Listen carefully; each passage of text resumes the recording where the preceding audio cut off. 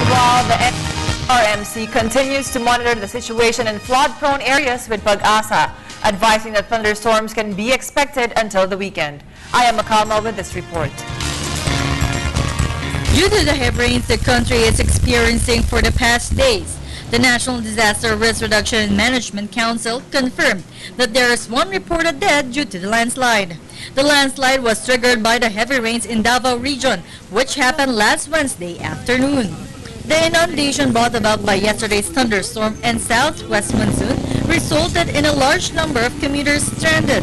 According to Major Ray Balido, they immediately deployed 6x6 trucks of the Philippine National Police and Armed Forces of the Philippines to provide free rides to the stranded passengers. Dulot nga nung pagbaha, maraming na-stranded. So, ang ginawa natin, nakipag-coordinate tayo sa AFP tsaka PNP para magpadala sila ng mga truck, yung 6x6 truck, tsaka iba pang sasakyan na pwedeng sakyan ng mga na-stranded dahil nga doon sa pagbaha.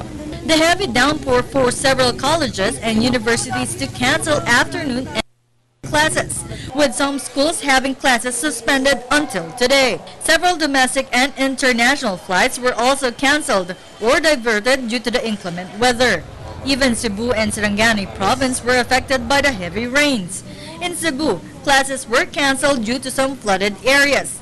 In Sarangani, a creek overflowed, displacing several residents. And the RRMC continues to monitor the situation, with Pag-asa advising the public that thunderstorms can be expected until this weekend. The authorities advise the public to be on alert, especially those living in landslide-prone areas. Pinapayuhan natin yung ating mga kababayan at yung sa ating mga lokal na leader naman, tingnan nila tulad ng ginawa ng pamunuan ng ng UST na magdeklara na ng suspension ng classes kung kinakailangan para hindi mapahamak yung ating mga estudyante at manggagawa. For the People's Television, I am Makalma.